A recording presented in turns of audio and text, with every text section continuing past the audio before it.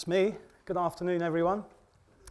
I'd like to thank Guildford University first for inviting me to come and talk to you. So I'm going to talk about what is ordinary at home. I'm 48 this year, so I've been around since just before man arrived on the moon.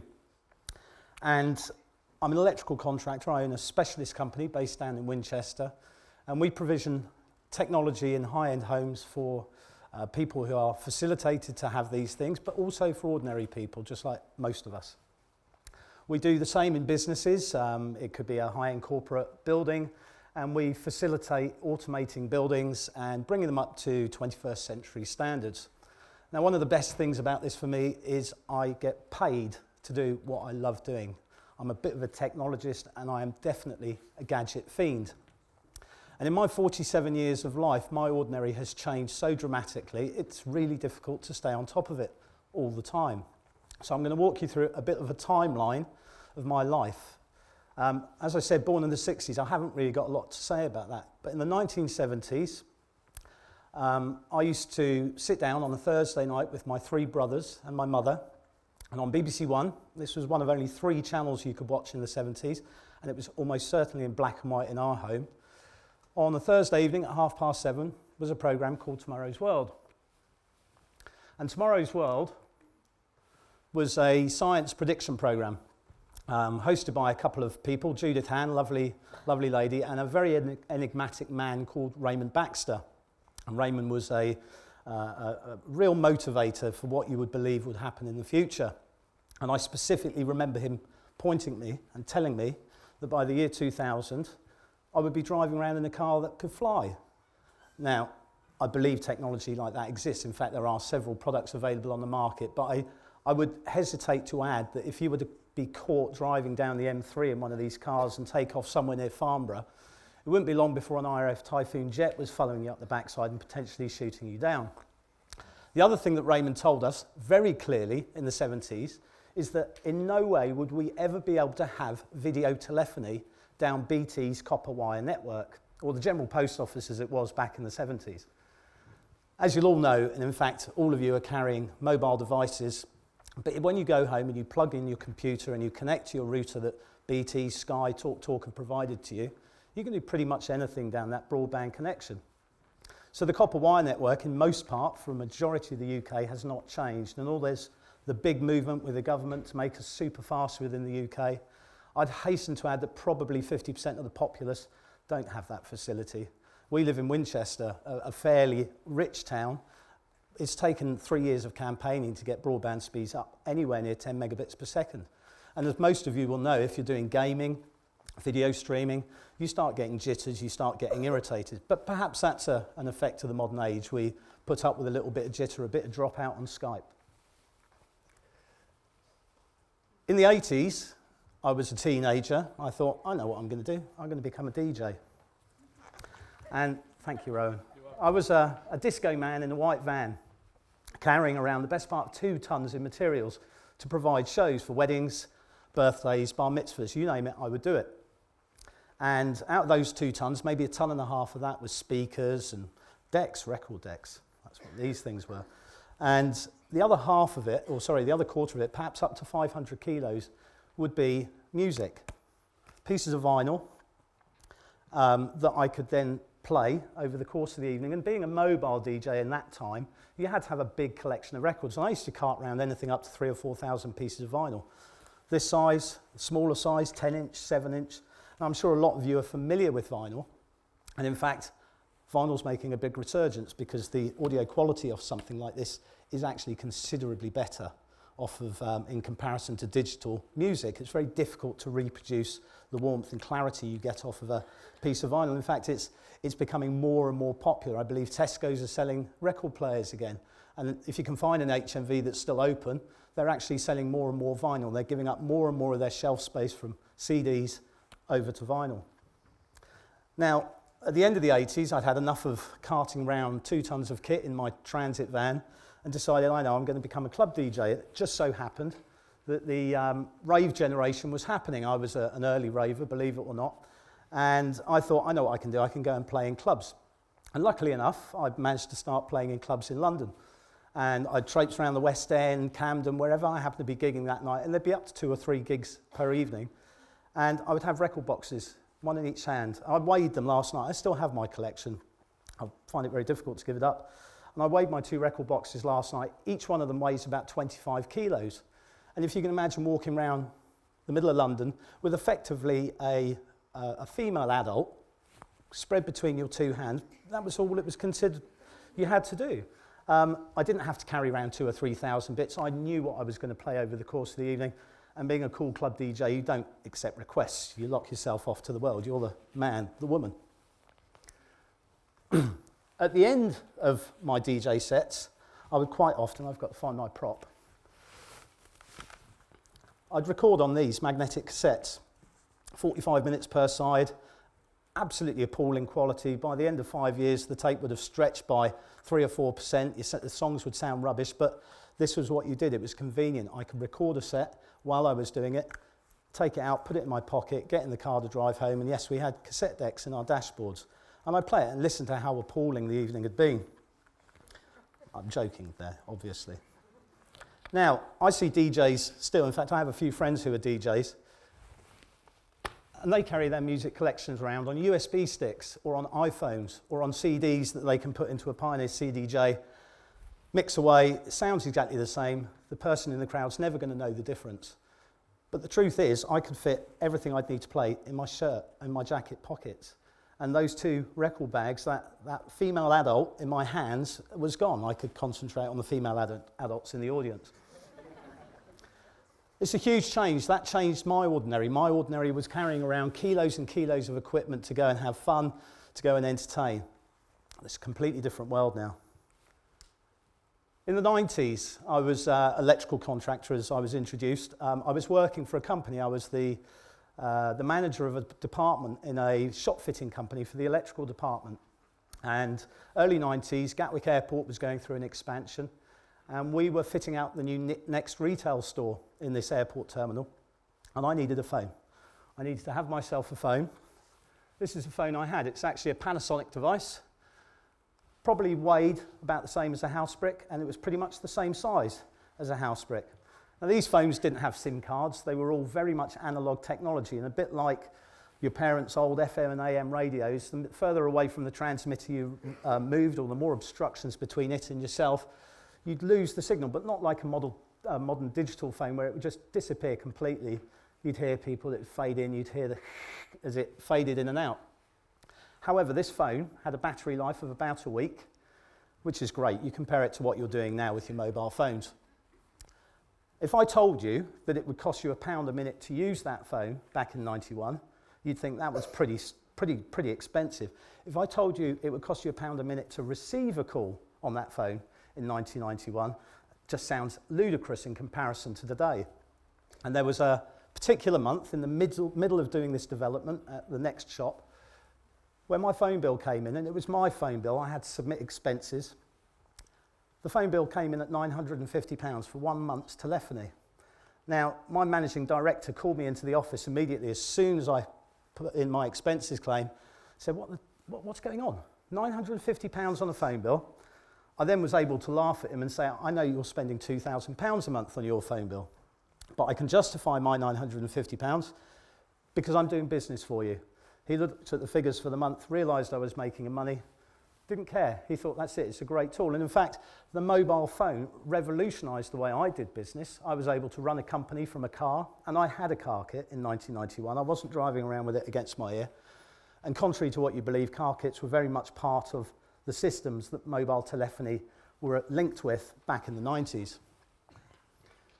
In 1990, IBM developed a computer system called Deep Blue. It took them forever to do it, and in fact it's a museum piece now. Physical size, probably about the same size as this screen here, and a cube, effectively. Probably weighed half a ton, had a terminal and a keyboard and a little screen on it. This computer was the first computer to ever beat a human at chess, and it wasn't any human, it was Garry Kasparov, this chap here, who was the undisputed world chess champion. Now, I'm not a chess player, and I find the whole thing with chess a little bit elongated for me, but it was revolutionary that man had invented a machine that could beat another human at chess. It demonstrated this machine had potentially the computing power that a chess master had, a chess grandmaster, not any old chess player. In the noughties, as I believe they're referred to, the way we accessed information changed dramatically. Google came along and said, we're going to start an online database of information. And in fact, Google pretty much dominates the Western world for reference. Whether you choose to believe it, whether the information you read on it is correct or incorrect, really doesn't matter. So I'm going to give you an example. On the left side of your screen, this is the Encyclopedia Britannica. It's possibly just a museum piece now in real terms, but they used to have door-to-door salesmen that would go around the whole world, certainly the westernized world, selling you volumes of the Encyclopedia Britannica. And I would hazard a guess that in the 70s, something like this would have cost you about £200 or £300. It was a big investment. When I was set homework at school, I would come home, and I was lucky enough to have parents that had bought the Encyclopedia Britannica, and I would trawl through the books and try and find the information I needed that my teacher had set me for homework. I'd find something most of the time, but when I didn't, I'd have to go down to the local library, which was a little terrapin hut in the bottom of the town that I lived in. And I remember you'd go in there, you'd ask for a reference book, or you'd ask for something about something. They'd say, it's in that section over there, sir. You go and have a look. They perhaps even give you the title of a book, but then tell you, we don't have it at the moment, we can order it in for you. Fine, okay, my homework will wait. A week later, you'd go down to the library to ask if it would come in. You wouldn't get a phone call to say your library book's in, please come down and collect it, sir. It was a very analogue service, and it was all done under your impetus. You had to go down there and check, and more often than not, you'd go down there and they'd say, sorry, sir, the book hasn't been pulled from the central repository, come back in another week. Your homework just got delayed, but I suspect that teachers and schools were anticipating this, and you get a little bit of leeway. Now, of course, and my children at the front of the audience here, if they get set homework at school, if me and their mother can't answer the question, which we do sometimes, but we'd like them to look into it themselves, what's the first thing they do? They go to Google and they Google it. And once you tell a child that you have to be careful with the information you're reading online, you have to be able to choose what you're believing and what actually is accurate. But as we all know, you can find accurate sources. There are people with great kudos and great backgrounds that actually you know the information is correct. But the big difference is instead of waiting 2 weeks or a week or even a whole evening to find out that information as you trawl through a set of books, you go to Google. You can do it here in the audience now. You can ask any question you like, and you'll be able to find out that information almost instantly, at the snap of a finger. That's a real change in ordinary for me.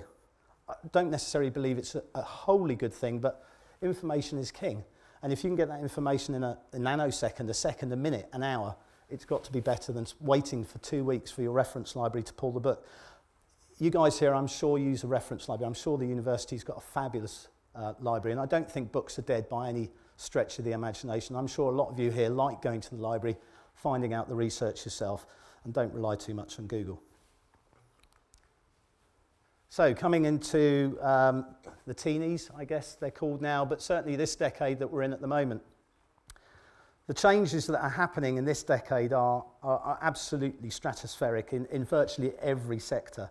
Like I said, I work in homes and businesses where we facilitate technology, and that's really going at a huge rate of change.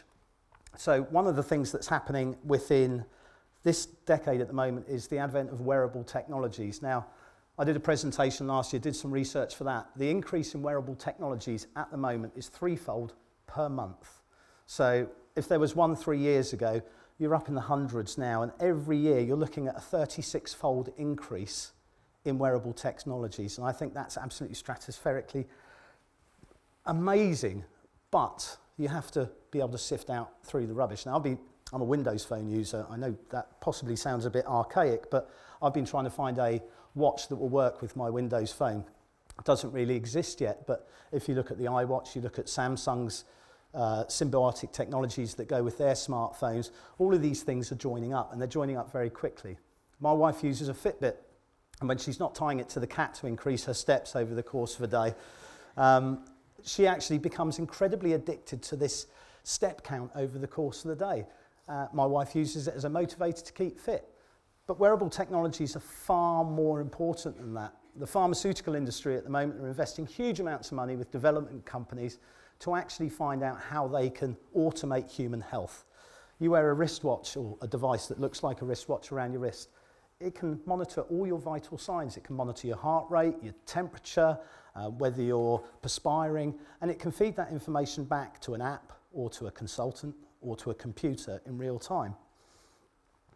If we think about people that are suffering from either medical debilitating diseases, both physical and psychological, dementia, for instance, is really showing itself to be a condition that's increasing. But why should we put someone who has dementia into a monitored home when effectively we can keep them, or rather give them their freedom still for as long as possible, make them feel like a valued member of society, make them remain an ordinary person by facilitating them with an automated home.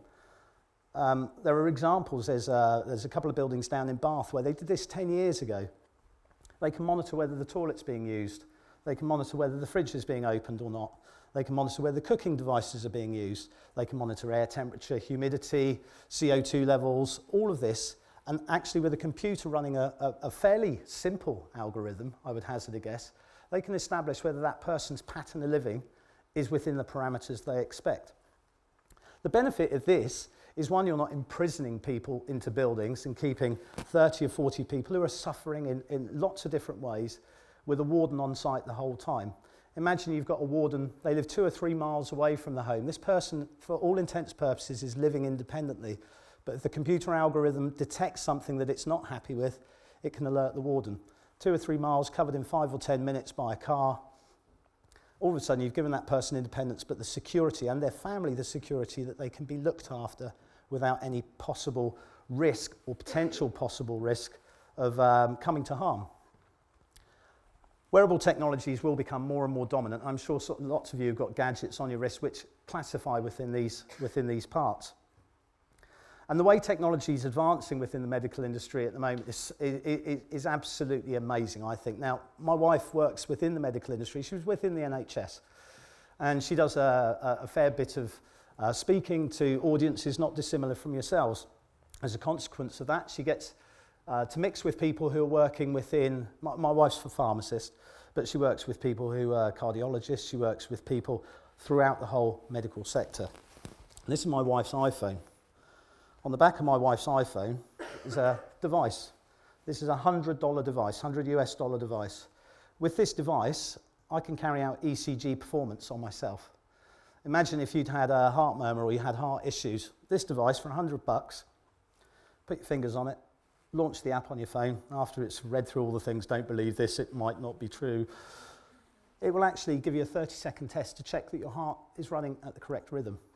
Now, I don't know what it does. Fortunately, my heart runs at the right rhythm, but I don't know what it does when it does detect an anomaly, whether it starts to flash and jump about. But if you can imagine in a couple of years' time, you've been to see a consultant, you've had a problem, a terrible problem with your heart, the consultant's told you to have this. This device links up to your phone. There's nothing stopping this device sending real data, possibly to a computer algorithm initially, to check that you fall within the parameters.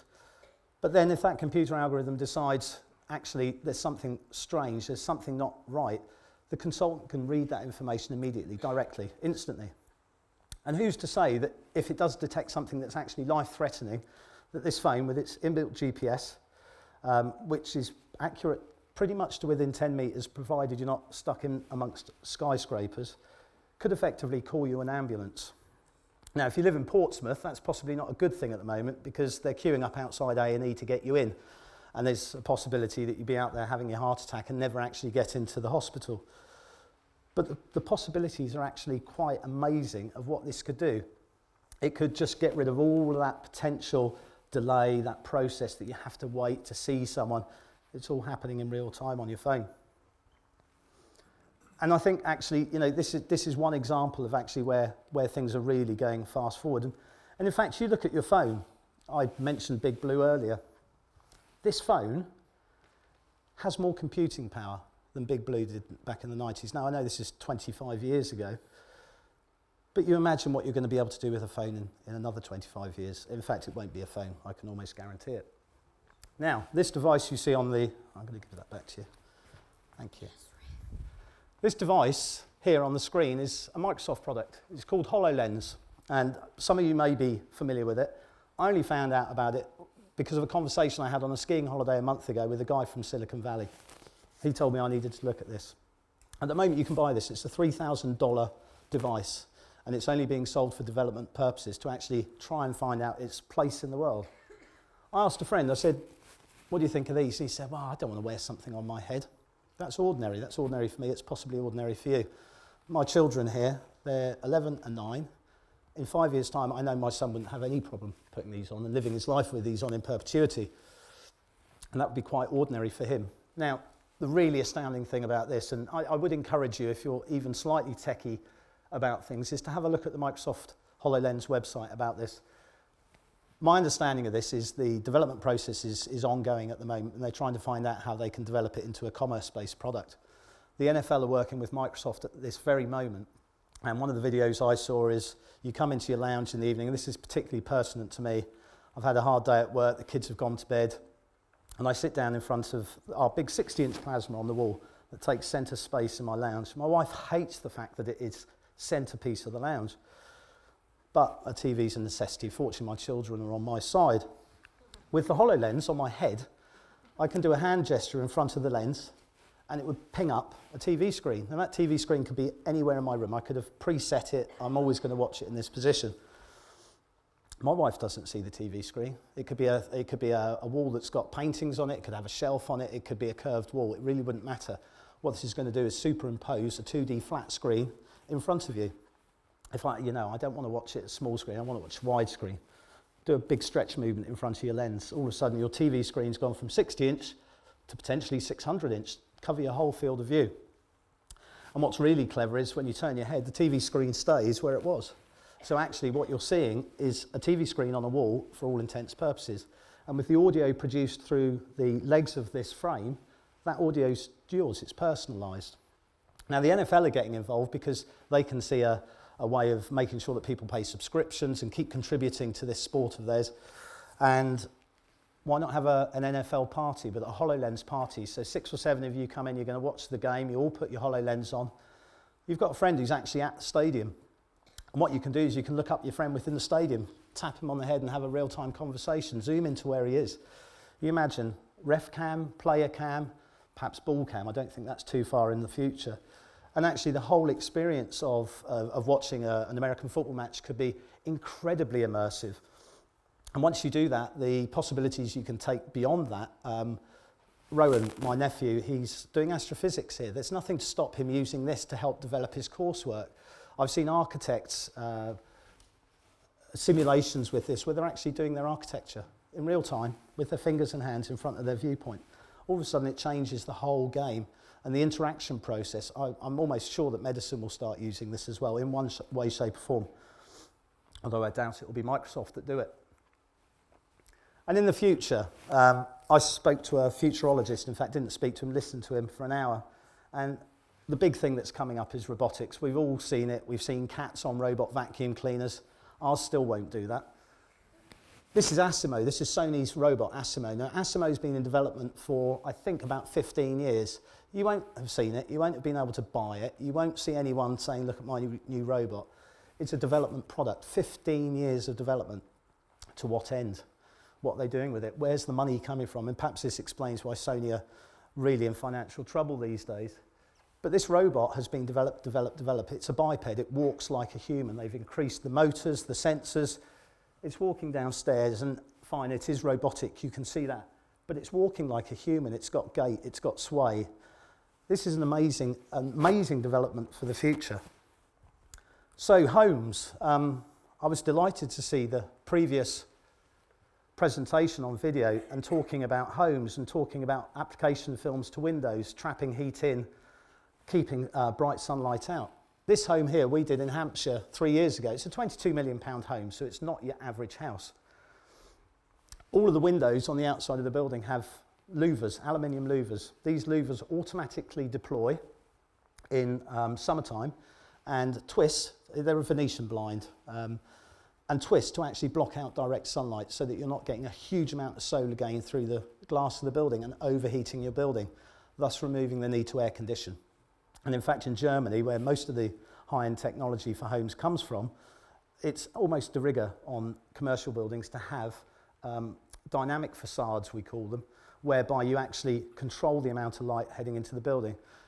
Obviously, in summertime, you want to keep the heat out. In the wintertime, you want that heat in. You want to reduce your consumption of fossil fuels, energy, and this will actually twist to allow the light in. And the systems are so advanced now, we don't have to build the algorithm. The algorithm's there. The algorithm exists. Someone's done all the hard work for you. We deploy it. We tell them what angle that is facing on the compass, that facade of the building. And in fact, we do that for all the facades, and then the algorithms within the system work it all out. This building has 12 kilowatts of solar PV generation on the roof. So they're actually producing a huge amount of electricity in real time. And when you aggregate the way the heating system works with heat pumps, which is a compressor which pulls differential temperature out of the ground or out of the air, you run those motors, which are big motors, they're the big cost of heating by heat pumps. You actually time it, you set up an algorithm, or you set up a specific set of criteria. The solar PV on the roof is actually running the heating on your home. And in fact, it doesn't just go there, it goes throughout the whole home. So lighting, heating, ventilation. This is a passive house, which means it doesn't have openings to the outside. You're positively encouraged not to open windows. You're positively encouraged to keep your doors shut. But the ventilation is constant, and it's measured and it's monitored. And by using systems, building control systems, you're able to condition an environment completely. You're able to remove stale air, moist air, keep the heat that's being produced from a shower in the building, put it into another room. And in fact, that's the difference today with ordinary living. When I grew up, my ordinary house leaked like a sieve. In fact, our current house also leaks like a sieve, but we're in process of doing it. And in fact, a house like this, I'm not going to use this one as an example, but it's just a huge house. It's 25,000 square feet. There's one that we did down in Cornwall. It's about a third of the size of this, so about 8,000 square feet. In Cornwall, pretty cold part of the UK, a pretty exposed part of the UK. Their winter heating bill, they used a gas boiler for 6 months. Gas costs for 6 months, no gas on cooking, anything else. £17 worth of gas to keep a house warm for 6 months. And I would implore you to try and find anywhere else where that situation can happen. So your ordinary home is changing. And the way we use energy is changing, and the way we control energy is changing. And in living in homes, this is where it's happening on a very accelerated rate in comparison to where it was 10 years ago. I personally think I have a responsibility to try and monopolise on these things, to try and utilise these things where at all possible to improve my family's health and lifestyle and futures as well. We all know that energy is a scarce resource, and I think with a modern home, an extraordinary home, you can actually do these things. The big benefit of this is a rare example. This is a home owned by a family with huge wealth, and this isn't what anyone in this room, I would imagine, is going to own at this stage. However, the more houses that are built like this, the more houses can be built like this, and obviously volume brings costs down. And I truly believe that these houses are where we need to be in the future. And I think this is the thing that's happening with ordinary living. I think it's changing. An ordinary home is not where it was 47 years ago when I was born. And I'd like to think that in another 47 years, my children, as mature adults with potentially grandchildren by that stage, will all have houses like this. This will be considered to be normal housing stock, perhaps not looking like this big monolithic block. Incidentally, my staff, when we built this house, they referred to it as the pallet. As everyone would recognise, a pallet that building materials come on, it is all timber facade, and it's not everyone's cup of tea. But if you keep building houses like this, then eventually everyone will have houses like this. To wrap up, I think, one of the things I think that is really important in the westernised world, I asked you earlier, mentioned earlier, what is an ordinary home? Well, for me, an ordinary home is somewhere I feel safe, secure, somewhere I know my kids are going to be safe and secure, somewhere I feel loved as well. But the ordinary home that exists in Africa or in China or in Australia even, is considerably different from the ordinary home here. And I think it's potentially a responsibility of us in the West to actually use the facilitations that we have to keep developing this and pushing forward and effectively reaching beyond our stars to exactly where we are at the moment to improve what is an ordinary home.